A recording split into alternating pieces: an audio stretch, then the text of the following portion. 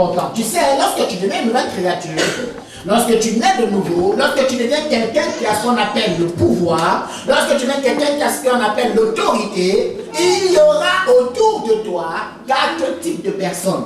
Dis à ton voisin, il y a 4 types de personnes qui gravitent autour d'une nouvelle créature. Regarde ton voisin. C'est vrai que ce que je t'ai demandé de dire, c'est long. Tu as même déjà oublié. Parce qu'elle me regarde et dit, mais qu'est-ce qu'on va dire? Alléluia. Regarde ton voisin, dis-lui, autour de toi, quand tu deviens une nouvelle créature, il y aura 4 types de personnes. Regarde un autre voisin, dis-lui, autour de toi, lorsque tu deviens une nouvelle créature, il y aura 4 types de personnes. De quel type de personnes on parle? Je suis en train de parler de 4 types de personnes qui aiment le pouvoir, qui gravitent autour du pouvoir, qui cherchent la position, mais n'ont pas les mêmes objectifs. Alléluia! Il y a beaucoup trop de personnes qu'on méprise, on néglige, on minimise leurs intentions. Alors que la vérité, c'est qu'il y en a qui gravitent autour de toi, pas pour les bonnes raisons. Alléluia. Amen. Ok, on va lire ensemble. Luc, chapitre 5. Luc, chapitre 5, du verset 17 au verset 26. Entre parenthèses, tu sais, lorsque tu cherches à évangéliser quelqu'un qui est cartésien, quelqu'un qui, avant de comprendre, a besoin que ça monte au cerveau et que ça redescende. Quelqu'un qui justifie tout par le raisonnement, la réflexion, conseille lui le livre de Luc. Pourquoi? Parce que Luc a écrit son livre sur la base des investigations, des recherches. Luc n'était pas un disciple de Jésus. Luc, c'était un médecin qui a entrepris de justifier ce qu'on disait de la réputation de Jésus. Luc, c'était quelqu'un qui a entendu Jésus a guéri. Il a dit, comment cela est-il possible? Il est allé faire des recherches pour démontrer que, effectivement, là, il y a un miracle. Alléluia. Luc était un médecin. Ça veut dire que quand tu lis le livre de Luc, tu te rends compte qu'il est écrit avec une logique démonstrative.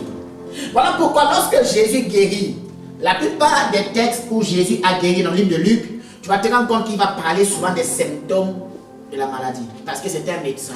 Il va dire, cet homme-là, quand tu vas voir, par exemple, il va guérir la belle-mère de Pierre. Dit Pierre lui dit, Seigneur, ma belle-mère est malade. Il lui dit, elle a quoi? Il va dire, elle est frappée de fièvre. Elle a la fièvre. La fièvre, c'est un symptôme. Alors que les autres miracles de Jésus, on ne parle pas des symptômes. C'est pour ça que tu vas te rendre compte qu'il était dans une logique, une approche médicale. Alléluia. Maintenant, si tu parles à quelqu'un qui est cartésien, qui réfléchit beaucoup, qui veut comprendre d'abord dans son cerveau avant que ça descende dans son cœur, il ne faut pas lui parler de Jean. Jean, il va dire que c'est trop fanatique, il y a trop d'amour. Si tu lui parles de Matthieu, il va dire non, c'est trop historique, il y a trop de repères, il y a trop de lieux, il y a trop de noms, il y a trop de rois. Donc c'est comme si c'est l'histoire pour lui. Si tu lui parles du livre de Marc, il va te dire c'est trop pragmatique, c'est-à-dire c'est trop du tac au tac. Il a besoin de comprendre. Comme il veut comprendre, envoie lui d'aller regarder quoi? Luc. Alléluia. Ça veut dire que quand tu évangélises quelqu'un, quand tu parles du Seigneur à quelqu'un, sache quelle est son orientation. Est-ce que c'est quelqu'un qui réfléchit beaucoup? Donne-lui Luc. Il n'y a pas quelqu'un qui réfléchit beaucoup. En fonction de sa personne, tu sauras quel livre le conseiller. Amen. Ok, ça c'est une parenthèse. Donc j'ai donné comme référence le livre Luc chapitre 5 verset 17. La Bible dit, un jour, Jésus enseignait. Les pharisiens et les docteurs de la loi étaient là assis, venus de tout le village de la Galilée, de la Judée et de Jérusalem. Et la puissance du Seigneur se manifestait par des guérisons. Vous avez la même version que moi? Est-ce que vous suivez avec moi? Ok. Je suis au verset 18. Et voici des gens portant sur un lit un homme paralytique. Ils cherchaient à le faire entrer et à le placer sous le regard de Jésus. Comme au verset 19, il ne savait pas par où l'introduire à cause de la foule. Il montait sur le toit et il le descendit par une ouverture, avec son lit au milieu de quoi? De l'assemblée devant Jésus. Voyant leur foi, Jésus dit: homme, tes péchés te sont pardonnés. Les scribes et les pharisiens se mirent à raisonner au-dedans d'eux et à dire: qui est celui qui profère de tels blasphèmes? Qui peut pardonner des péchés si ce n'est Dieu seul? Jésus connaissait leurs pensées. Puis la parole, il leur dit: mais quelles pensées avez-vous dans vos cœurs? Verset 23. Lequel est le plus aisé de dire ou le plus facile de dire: tes péchés te sont pardonnés, ou alors lève-toi et marche? Au verset 24, la Bible dit: or, afin que vous sachiez que le Fils de l'homme a sur la terre le pouvoir de pardonner tes péchés, je te l'ordonne, dit-il au paralytique: lève-toi, prends ton lit et va dans ta maison. Et à l'instant même, il se leva en leur présence, prit le lit sur lequel il était couché depuis des années et s'en alla dans sa maison, glorifiant Dieu. Tous étaient dans l'étonnement et glorifiaient Dieu, remplis de crainte, et disaient: nous avons vu aujourd'hui des choses étranges. J'aurais pu donner comme thème à ce message: lorsque tu es dans la place, il se passe des choses étranges. Mais je me suis dit non, on ne va pas parler de choses étranges. On va simplement dire: il y a 4 types de personnes qui gravitent autour d'une nouvelle créature. Premier type de personnes qui gravitent autour de toi, on a les pharisiens ou les scribes. Dis à ton voisin: il y a des pharisiens ou des scribes. Deuxième type de personnes, il y a tes amis. C'est ceux que la Bible présente comme étant les gens. Dis à tes amis. Troisième type de personne, il y a la foule. Dis à ton voisin: il y a la foule. Quatrième type de personne, il y a des malades, des paralytiques.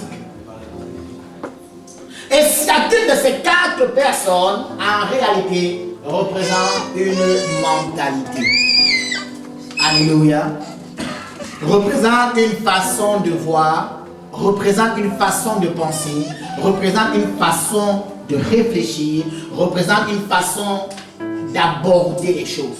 Ce matin, quel est l'objectif de mon message? Je vais te donner l'objectif de mon message. Ce matin, mon message, c'est de faire discerner la mentalité des gens qui gravitent autour de toi. Est-ce que c'est une mentalité pharisianique? Est-ce que c'est une mentalité amicale? Est-ce que c'est une mentalité paralytique? Ou c'est une mentalité foulistique? Ça n'existe pas, foulistique. C'est tout préparé de la foule. Alléluia. Voilà. Il faut que tu comprennes. Il y a 4 types de personnes qui représentent 4 mentalités qui vont être attirées par la position que tu occupes. Pourquoi? Parce que la position que tu occupes, Dieu te l'a donnée dans un but. Tu sais, là où il y a le pouvoir, il y a beaucoup de retours. Alléluia. Alors ce matin, je vais parler d'abord premièrement de la mentalité des pharisiens ou des scribes. Dis à ton voisin: nous allons parler de la mentalité des pharisiens ou des scribes. Je vais dire à ton deuxième voisin, ce matin, est-ce que tu es un pharisien? Est-ce que tu es un scribe? Tu es un troisième voisin. Voisine, je sais que tu es belle, mais est-ce que tu es pharisienne? Ou bien tu es scribe? Alléluia.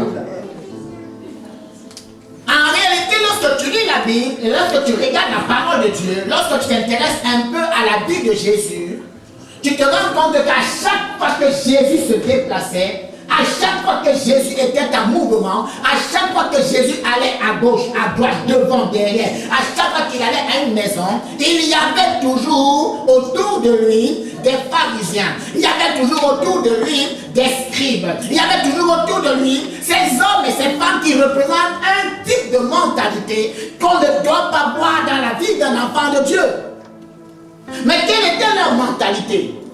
Quelle était leur façon de faire? Quels étaient leurs attributs? Pourquoi est-ce qu'on dit, lorsque lui se comporte de cette façon, lorsque lui réfléchit de cette façon, on va facilement comprendre que lui c'est un pharisien. Les pharisiens c'était des hommes et des femmes super religieux. Très religieux. Tellement ils étaient religieux que bien aimé, on leur a donné un surnom, les TTS. TTS, ça veut dire quoi? Très très spirituel. Dis à ton voisin, est-ce que tu es un TTS? TTS, ça veut dire très très spirituel. Et tellement ils étaient super spirituels, qu'à un moment donné, dans leur mentalité religieuse, c'est devenu une secte. C'est devenu en fait un groupuscule. Au point où si tu n'as pas les mêmes normes qu'eux, tu n'entres pas dans leur groupe. Ces pharisiens avaient une attitude, et l'attitude des pharisiens c'était laquelle? Ils étaient toujours au premier rang de la vie de Jésus. Ce sont des personnes qui sont toujours avec toi, assis au premier loge, qui te regardent. Ils ne sont jamais loin de toi. Mais lorsqu'ils te regardent, lorsqu'ils ne sont pas loin de toi, ils ne te regardent pas pour voir si tu as réussi. Ils vont toujours te regarder pour voir si tu as échoué. Parce que tu te rends compte lorsque tu analyses la vie de Jésus que ce sont des hommes et des femmes qui attendaient simplement l'échec de Jésus. Qui attendaient que Jésus échoue. Qui autour de toi, frère, souhaite ton échec? Qui autour de toi te regarde? C'est ce que tu fais, mais ne te dis jamais que c'est bien. Mais il attend quand tu fais une erreur pour dire, là tu as mal fait. Et lorsqu'il te dit que tu as mal fait, il ne te le dit pas comme si tu veux te relever. Il te le dit, tu as mal fait pour t'en guérir. C'est eux qui ont dit, lorsqu'on a attrapé Jésus, crucifiez-le. Oh, ils ont oublié que Jésus avait ressuscité les morts. Ils ont oublié que Jésus avait guéri les lépreux. Ils ont oublié que Jésus avait relevé des paralytiques. Et pourtant, c'est eux qui étaient tributaires de la parole de Dieu. La loi leur avait été donnée. Ils connaissaient la Bible. Parce que les pharisiens autour de nous, c'est des gens qui connaissent la mentalité du royaume. Ils parlent comme des chrétiens. Ils agissent comme des chrétiens, mais ce ne sont pas des chrétiens. Pourquoi? Parce que la mentalité des pharisiens n'est pas conduite par l'amour. Ils pensent que c'est dans une logique de méritocratie. Ils pensent que ce que tu as, tu l'as mérité. Ils n'ont pas compris que tout ce que nous avons n'est qu'une grâce qui nous vient de Dieu. Combien de personnes autour de toi, mon frère, ma soeur, attendent simplement ton erreur? Attends simplement que tu échoues. Ils ne sont jamais loin. Ils sont toujours à côté de toi. Ils sont toujours autour de toi. Ça peut être la famille. Ça peut être tes amis. Ça peut être des connaissances. Mais la vérité, c'est qu'ils sont suffisamment intimes de toi pour savoir que non, ils veulent pouvoir être les premières personnes à te dire tu échoues. C'est une mentalité pharisienne. Super religieuse. Alléluia.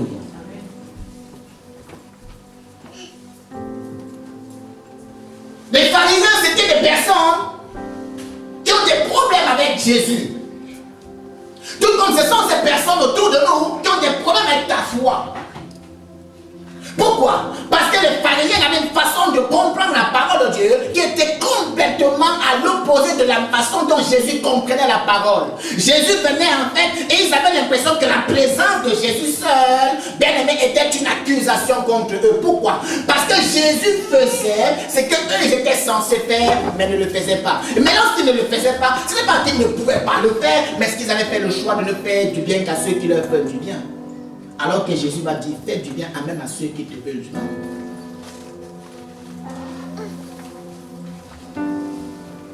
Le pharisien, c'est cette personne qui va aimer celui qu'il aime.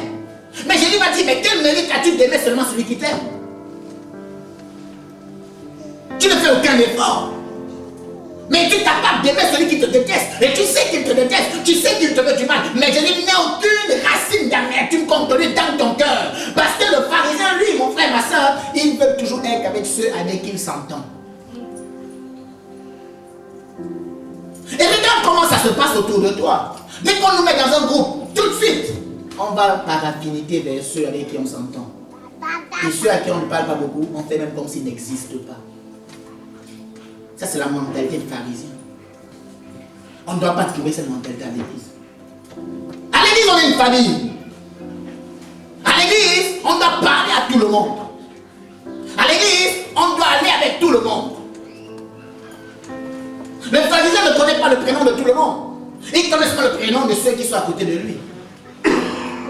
Combien de prénoms connaissons-nous? Les membres de l'église. Alléluia.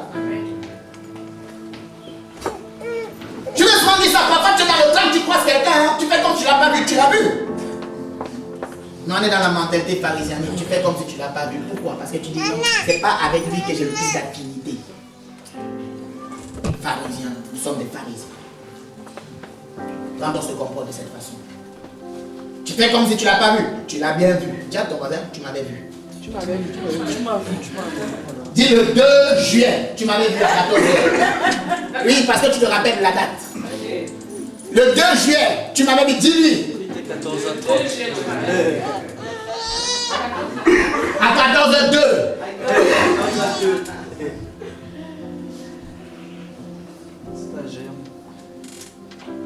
N'oubliez pas que les pharisiens, c'est d'eux que Jésus a dit, vous êtes hypocrites.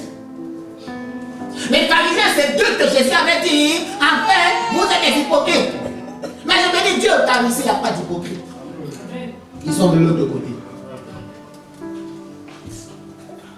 Alléluia. Pourquoi? Parce que lorsque tu es une nouvelle créature, mon frère, ma soeur, il y a des gens qui vont te regarder, je t'assure, pas pour célébrer ta réussite, pas pour célébrer tes exploits, pas pour célébrer tes accomplissements, mais ils vont te regarder pour compter aux autres tes échecs. Pour raconter comment tu t'es lamentablement loupé. Et ils vont se réjouir. Oh là là, tu as vu comment elle a joué. Oh là là, ma pauvre. Oh là là, oh là. C'est dommage. Pourtant, elle avait bien commencé. Mais elle a mal fini. Mais qu'est-ce que tu as fait pour qu'elle ne finisse pas mal?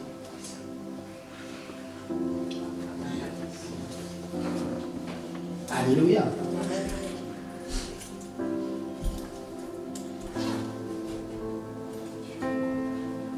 Cette mentalité, on doit la détruire de l'église. On doit refuser cela. Jésus ne parlait pas, il faut la chasser. Pourquoi? Parce que les pharisiens existaient avant Jésus. Et ils ont existé après Jésus. Et aujourd'hui encore, ils existent. Donc il y a des choses, mon frère, comme quelqu'un, tu peux aller chasser. Non, mais toi, tu dois faire le choix de ne pas être comme eux. Tu dois faire un choix. Et dire non, je refuse d'être identifié dans ma vie comme un pharisien. Pourquoi? Parce que Dieu m'a donné l'identité. Il dit, je suis une nouvelle créature. Je suis un enfant de Dieu.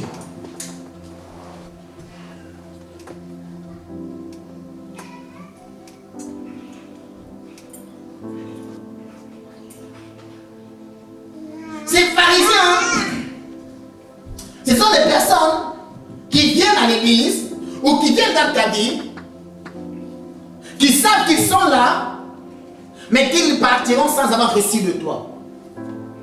Tu sais, il y a beaucoup de personnes qui viennent à l'église, mais qui repartent de l'église sans avoir reçu quelque chose de Dieu. Tu le vois arriver, mon frère et ma soeur, pendant que la soeur est en train d'adorer, elle dit, mais qu'est-ce qu'elle fait? Elle est bizarre, elle. Pourquoi elle... Oh là là, mais il y a trop de bruit ici, c'est bizarre.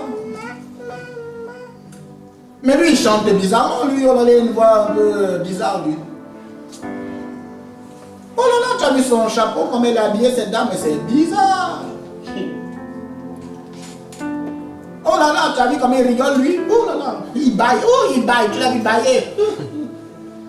Le pharisien, c'est quelqu'un qui s'intéresse à tout, sauf à ce à quoi il va réellement s'intéresser. Le pharisien, c'est quelqu'un qui a tout vécu, sauf ce qu'il devait véritablement vivre. Tu te rends compte que tu vas dans la présence d'une autorité et tu ne bénéficies pas de cette autorité. La Bible dit, de 0 à 30 ans, Jésus a vécu parmi les hommes. Mais Jésus n'a fait aucun miracle avant. Est-ce que Jésus n'était pas capable de faire des miracles? Jésus dit que dans sa famille, dans sa propre famille, il n'a pas pu faire beaucoup de miracles. Pourquoi? Parce qu'ils ont vu Jésus bébé, ils ont changé sa couche. Ils ont vu Jésus devenir menuisier, fabriquer de super belles chaises. Et comme ça, en coup sur ce sommet, ils ont l'impression que Jésus était illuminé. Ils ont dit, je suis maintenant le Fils de Dieu, écoutez-moi. Ils ont dit, mais tu es un fou, quoi. Non, ça ne marche pas. Moi, je t'ai vu être petit ici, attendez aussi, moi, je suis ton doyen. Il dit, je suis le Fils de Dieu. Ils ont refusé. Au contraire, c'est eux qui voulaient même le lapider. La Bible dit, Jésus n'a pu faire aucun miracle. Tu es à côté d'une nouvelle créature. Tu es à côté de quelqu'un qui fait qu'une solution pour toi. Mais tu ne reçois rien. Pourquoi? Parce que tu n'as pas été capable de discerner que quelque chose avait changé dans sa vie. Lorsque tu viens à l'église, mon frère, ma soeur, ne viens pas à l'église avec la mentalité de quelqu'un qui vient pour remarquer les faiblesses des autres, les difficultés des autres. Ne viens pas avec la mentalité de quelqu'un qui vient pour critiquer les autres. Ne viens pas avec la mentalité de quelqu'un qui vient pour remarquer l'habillement des autres. Ne viens pas avec la mentalité de quelqu'un qui vient pour regarder l'éloquence des autres. Viens avec la mentalité de Seigneur, touche mon cœur. Amen. Touche mon cœur. Amen. Je ne veux pas regarder à gauche ou à droite, Seigneur, je suis là parce que ça m'intéresse. Si ça ne t'intéresse pas, reste à la maison, frère. Mais si tu prends le temps de dire, tu quittes le confort de ta couette, tu quittes le confort de ta maison, tu quittes le confort de ta télé, et tu viens à l'église, ce n'est pas pour regarder la sœur Vanessa ou bien le frère Ludo, c'est pour regarder ton propre cœur. Amen. Parce que Dieu doit changer ton cœur. Et le pharisien, c'est cet homme-là qui refuse le confort de sa maison, qui refuse le confort de sa télé, qui refuse le confort de son couple. Parce que frère, il dort avec sa femme, il dit non bébé, attends-moi de lever à l'église. Mais c'est pour regarder comment les gens parlent. C'est pour regarder comment les gens sont mal habillés. C'est pour regarder comment les gens critiquent. C'est pour regarder comment les gens font des fautes de français quand ils sont en train de prier. Tu sais, quand tu es tellement pris dans la prière, un véritable adorateur fait des fautes de syntaxe quand il prie. Quelqu'un ne comprend pas de quoi je parle. Quand tu es en train d'adorer Dieu sincèrement, tu es sincère. Tu vas mettre là à la place de le. C'est pas grave, Dieu voit l'intention. Mais quelqu'un qui a pas dit, oh, il a mis là, il avait mis le. Il a oublié qu'il est venu pour que Dieu touche son cœur. Alléluia. Quand tu es vraiment en train d'adorer Dieu, tu ne prends pas le temps de regarder qui t'a regardé, qui est à gauche, qui est à droite. Tu dis Seigneur, aujourd'hui là, c'est toi et moi. Je ne repars pas d'ici comme je suis arrivé. Et voilà pourquoi j'aime la mentalité de Jacob. Jacob s'est rendu compte que son nom voulait dire voleur. Le jour où il a eu accès à Dieu. Le jour où il a eu accès à Dieu, le jour où il a vu Dieu, le jour où il a rencontré Dieu, Jacob, bien-aimé, a dit Seigneur, je t'adresse, je ne te lâche pas, tant que tu n'as pas dit une parole sur ma vie. Car tellement pendant longtemps, on a dit de moi que j'étais un échec, on a dit de moi que j'étais un fautif, on a dit de moi que j'étais un voleur, on m'appelait par mon prénom, mais le prénom qu'on me donnait, c'était voleur. Tellement j'ai porté cette identité, Seigneur, j'ai eu accès à toi, tu as l'autorité, tu as le pouvoir de changer mon histoire. Ah, Saint-Esprit, change mon histoire. Transforme-moi. Jacob a dit non, change ma vie. Il a lutté toute la nuit, frère, jusqu'au jour où Dieu lui-même s'est rendu compte que oui, il faut que je te bénisse. Dieu dit, ok, comment tu t'appelles? Il dit, je m'appelle Jacob. Il dit, désormais, tu ne t'appelleras plus Jacob. Tu t'appelleras Israël. Jacob n'est pas venu dans la présence de Dieu pour regarder s'il va faire des fautes. Non, Jacob est venu comme un violent. Parce que la Bible dit le royaume des cieux appartient aux violents. Tu peux être dans la présence de Dieu et ne rien recevoir de Dieu. Est-ce que ça veut dire que Dieu n'était pas là? Dieu était là, mais il était là pour celui qui est là pour lui. Tu n'as pas compris. Dieu n'est pas là pour tout le monde. Dieu est là pour celui qui est là pour lui. Alléluia. Oui, c'est ça. Dieu n'est pas là pour tout le monde. Dis à ton voisin, Dieu n'est pas là pour tout le monde. Dieu n'est pas là pour tout le monde. Mais Dieu est là pour celui qui est là pour lui. Alléluia. Amen. mentalité pharisienne qu'on doit laisser à la maison. On y a. Tu as vu le jean du frère de moi, un jean déchiré. Il faut laisser le frère de moi avec son habillement. Voilà. Mais quand il connaît son alliance avec Dieu. Parce que la vérité, c'est que nous, on ne connaît pas ce qu'il y a dans le cœur de l'homme. Mais Dieu connaît les cœurs. Toi, tu peux avoir une super belle apparence, mais ton cœur est pur. Et quelqu'un a une apparence bizarroïde, mais il est aimé de Dieu. Arrêtons de juger les gens. Arrêtons de regarder à ce qui n'est pas important. Ce qui compte pour Dieu, c'est le cœur. Et lorsque le cœur est sincère, mon frère, il est sincère. Peut-être qu'aujourd'hui, il s'habille encore comme ça parce qu'il n'a pas discerné que son habillement peut être une occasion pour quelqu'un. Mais quand Dieu ouvre ses yeux, il va dire non, tu vas bien comme ça, mais je ne savais pas que ça aurait une incidence sur quelqu'un. Mais il le fait au moins sincèrement. Alléluia.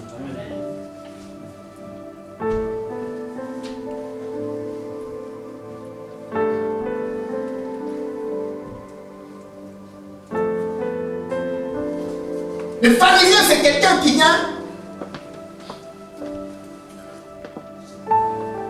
Il attend que tout ce que tu as annoncé ne s'accomplisse pas. Et pourtant, le frère Jean-Claude, il est la tête, mais tous les jours, je le vois avec la queue. C'est bizarre. Il a prophétisé jusqu'à... Il a fait les prophéties. Il a annoncé jusqu'à... Ça ne s'est pas réalisé. Et n'oubliez pas que c'est ce qu'ils ont dit de Jésus. Quand Jésus était à la croix, ils ont dit... Il a dit qu'on détruise le temple en 3 jours, il le rebâtirait. Il a dit, il a fait du bien aux autres, qu'il se fasse lui-même du bien. C'était les pharisiens qui étaient en train de parler à Jésus. Le pharisien, c'est cet homme qui dit, en fait, tout ce que tu diras sera retenu contre toi. Attention. Voilà pourquoi faire attention à qui tu parles, mon frère. Il y a des gens à qui, quand tu racontes ta prophétie, il attend que ça ne s'accomplisse pas pour te rappeler. Mais il y a d'autres personnes à qui, quand tu parles de ta prophétie, il va prier pour que ça s'accomplisse. Quelquefois, on est bloqué parce qu'on raconte nos trucs à n'importe qui. Il y a des gens qui ne doivent pas, ils ne doivent même pas connaître comment tu, en fait, quelles sont tes ambitions. Non. Parce que tout le monde ne veut pas que tu réussisses. Il y a des gens qui veulent que tu réussisses sincèrement, il y a d'autres qui disent, attends, c'est vrai. Il va à la maison, elle ne réussira pas. Elle ne réussira pas. Elle ne réussira pas. Chante avec moi. Elle ne réussira pas. Elle ne réussira pas. Elle ne réussira pas. Elle ne réussira pas. Elle ne réussira pas. Et c'est ça que les gens se disent. Oh, toi tu voulais réussir, mais tu as raconté ça à la personne qui chante toute sa vie. Elle ne réussira pas. Échec. Elle ne réussira pas. Échec. Elle ne réussira pas. Raconte tes trucs, frère, aux bonnes personnes. À quelqu'un à qui, quand tu dis, ma soeur, regarde, voici ce que Dieu m'a mis à cœur de faire, la personne va dire, mais c'est très bon. Viens, on va prier ensemble. Parce que ce que Dieu t'a mis à cœur, là, le diable ne pourrait pas te mettre ça. Puis on va prier ensemble. Ça va s'accomplir. Ah oui, je vais me marier bientôt. Ma soeur, je suis tellement fière de ton mariage. C'est moi-même qui achète ta robe de mariée. En fait, quand elle est en train de faire ça, elle a en train de prophétiser aussi sur son mariage. En fait, quand elle te raconte, en fait, tu lui donnes l'opportunité de saisir aussi sa grâce. Mais d'autres personnes là, il invente des chances sur toi. Ça, c'est le pharisien. Il est là pour te rappeler. Tu as dit, c'est où alors maintenant? Tu as dit en 2019, c'est ton année. Bientôt en 2020, je n'ai pas encore vu le nouveau dans ta vie. Ça, c'est le pharisien qui est pas comme ça. Il cherche toujours là où tu vas échouer pour te rappeler que tu avais dit longtemps que tu n'allais pas échouer. Et tellement de personnes viennent à l'église dans cette mentalité. Voilà pourquoi souvent tu vas voir à l'église certaines personnes, quand quelqu'un est tellement passionné, amoureux, touché par l'amour de Dieu, et que tu commences à lui parler de Dieu, tu vas dire, vous et vos trucs de Dieu là, laissez-moi ça. Ça, c'est les gens qui ont la mentalité des pharisiens. Non, vous blaguez, vous blaguez. Non, laissez-moi ça. Pourquoi? Parce qu'il s'est dit, il est avec Dieu, mais pas trop non plus. Il est avec Dieu, il s'est dit non, il y a des choses que Dieu peut faire, mais il y a des choses qu'il ne peut pas faire. Frère, qu'y a-t-il d'impossible à Dieu? Qu'est-ce que Dieu ne peut pas faire? Alléluia.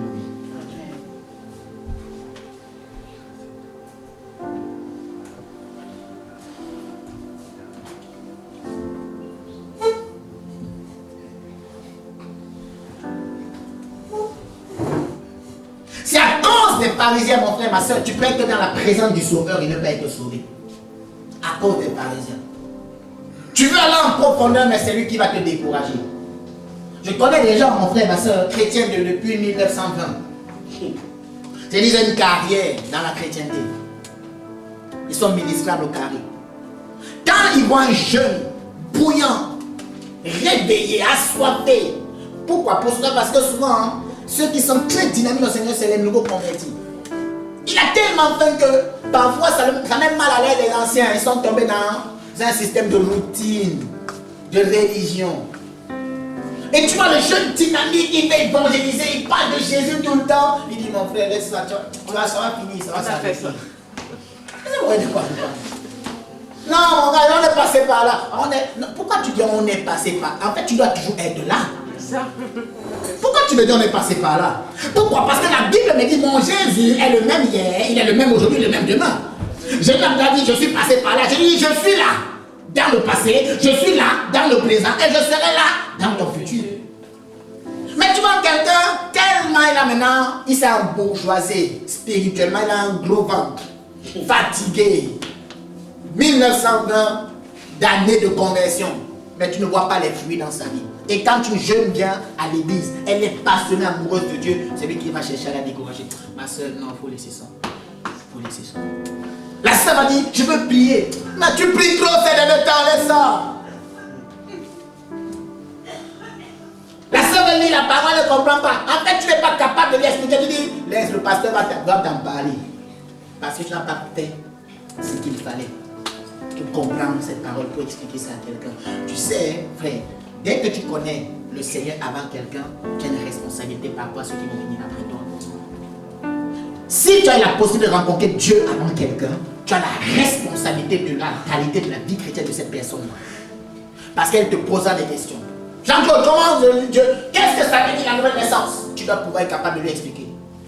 Tu dois pouvoir être capable de dire, la nouvelle naissance, ça veut dire que ta position en Christ a changé. Alors qu'est-ce que maintenant quelqu'un qui est nouveau doit faire? Quelqu'un doit se comporter. En fait, il doit aimer évangéliser. Mais pour le dire, mon frère, ma soeur, il faut qu'il te voie le faire. Parce qu'il y a des gens qui n'attendent pas les paroles, mais qui attendent des actes posés. Amen. Oui. Parce que le meilleur enseignement, c'est ce que tu fais et non ce que tu dis. Je répète, le meilleur enseignement que tu puisses donner à quelqu'un, c'est ce que tu fais et non ce que tu dis. Parce que si c'est pour dire, il y a trop de beaux parleurs, mais faire, il n'y a pas beaucoup qui sont dans l'action. Alléluia.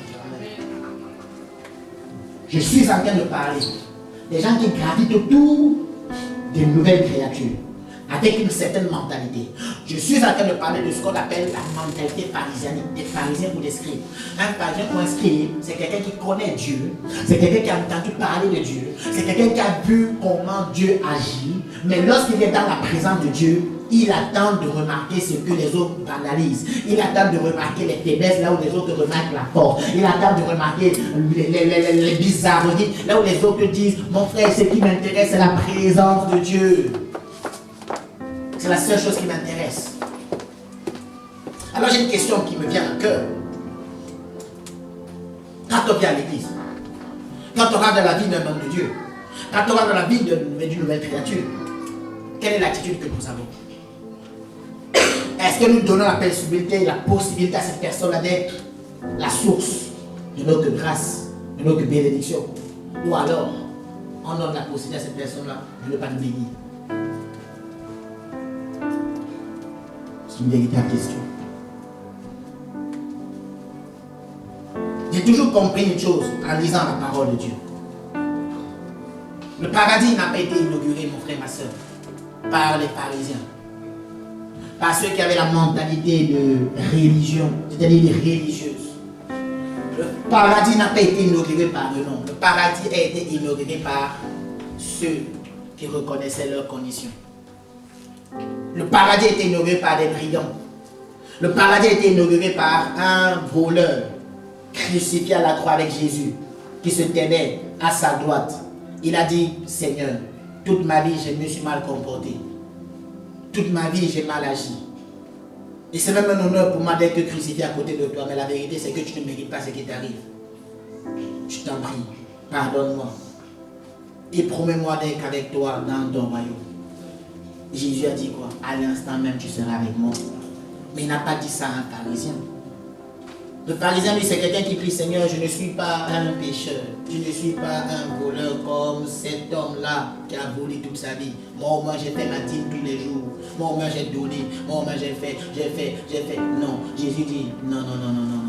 Tu es dans la mauvaise attitude.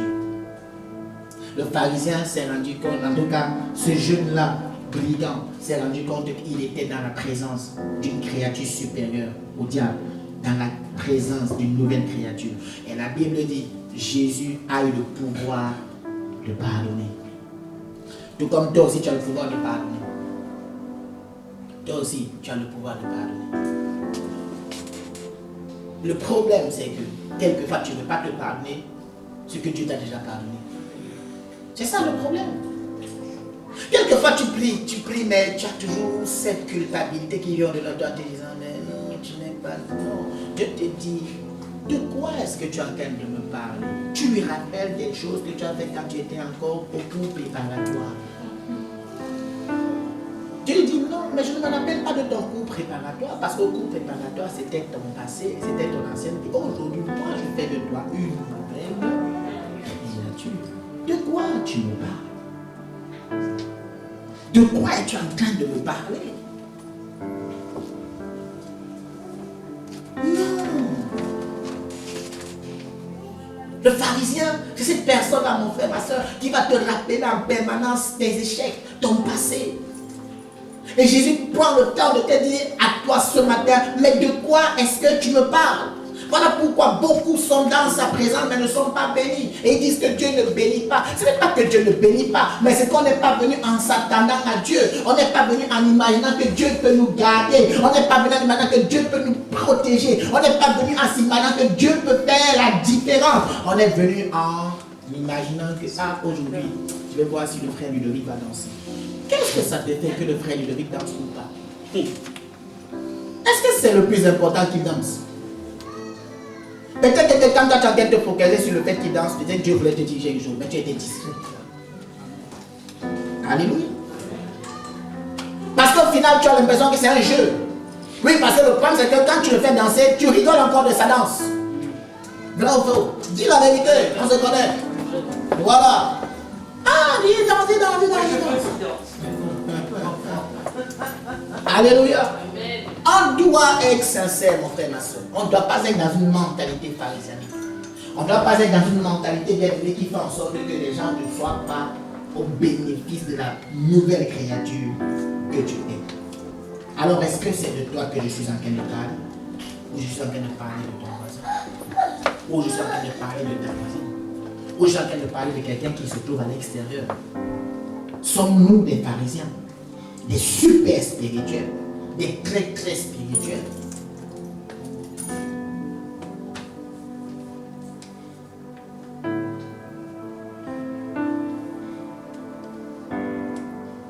Alléluia. Je veux que tu prennes l'habitude, mon frère, ma soeur. Dès que tu es dans la présence de l'homme de Dieu, dans la présence de Jésus-Christ de Nazareth, dans la présence d'une nouvelle créature, je veux que tu te dises, mon frère, quelque chose peut se passer. Quelque chose peut se passer. Pourquoi je dis quelque chose peut se passer? Parce que la Bible dit quoi? Là où 2 ou 3 personnes s'accordent, la Bible dit Dieu est au milieu de nous. Ça veut dire que la condition, le quota pour que Dieu se manifeste, il faut au moins qu'il y ait 2 personnes.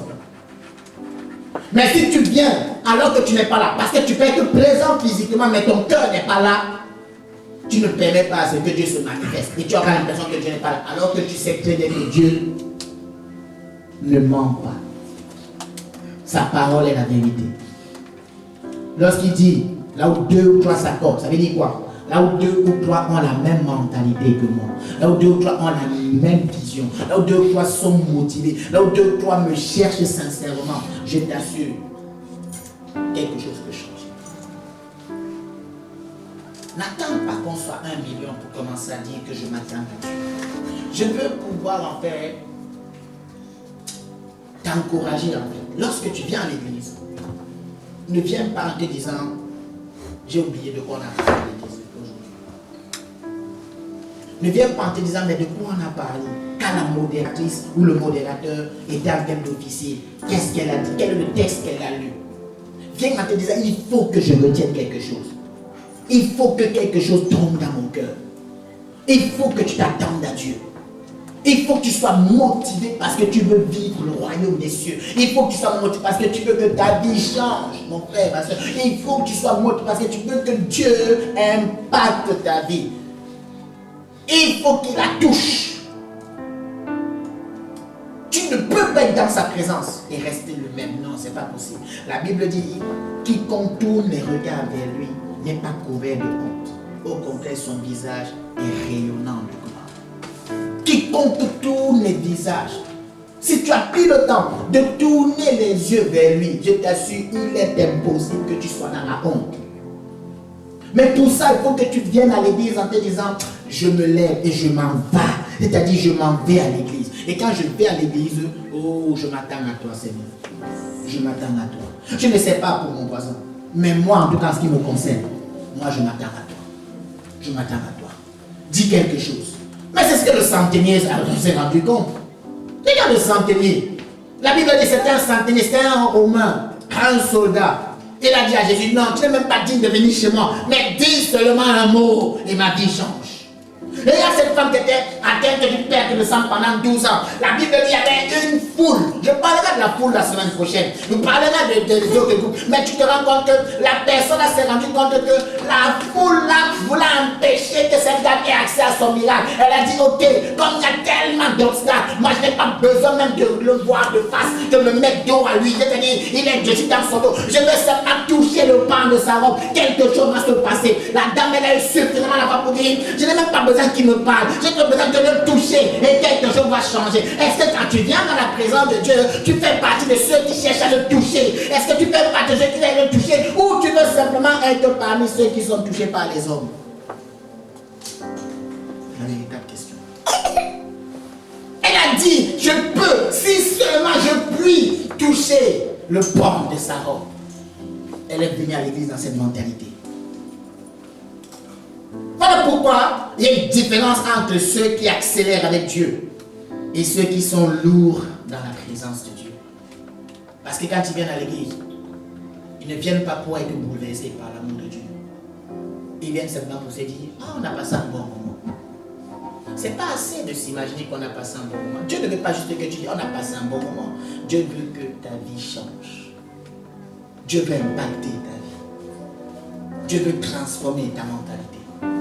Il veut changer ta main. Il veut faire de toi quelqu'un qui sauve des vies. Voilà pourquoi tu te rendras compte que Dieu, à la personne de Jésus, a pardonné. Là où personne ne peut pardonner. Parce qu'il a vu que son Père pardonne. Alors il pardonne aussi.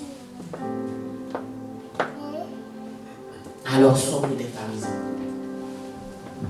C'est la question que nous nous posons. Sommes-nous des pharisiens? Ne regarde pas ton voisin quand tu viens à l'église. C'est une décision personnelle que tu dois prendre ce matin. Changer de mentalité. Quand tu viens à l'église, quand tu rencontres un serviteur de Dieu, quand tu rencontres une princesse du Seigneur, une nouvelle créature, dis-toi que quelque chose doit se passer. Quelque chose doit se passer. C'est comme ça qu'on quitte la mentalité de pharisien. On ne se focalise plus sur les défaites, les échecs, les défaites, la distraction. On se focalise sur quoi? Ce que Dieu fait dans la vie des gens. Oui, Dieu agit dans ta vie. Et s'il l'a fait, c'est parce qu'il a commencé dans ma vie d'abord. S'il l'a fait, c'est parce qu'il a commencé dans ma vie d'abord. Voilà ce que Dieu voulait qu'on comprenne ce matin. Voilà ce que Dieu voulait mettre dans nos cœurs ce matin. Autour de toi, il y aura toujours 4 personnes. Partout et en permanence. 4 types de personnes. Les personnes qui seront toujours au premier loge de tes échecs, juste pour se moquer de toi, mais qui ne le diront jamais devant toi. mais qui raconteront des choses sur toi demain. Elle avait dit, il avait annoncé. Il y aura également une deuxième catégorie de personnes qu'on verra dimanche prochain. C'est la catégorie des amis, de véritables amis. Une mentalité d'un ami que tu dois avoir. Que Dieu te bénisse.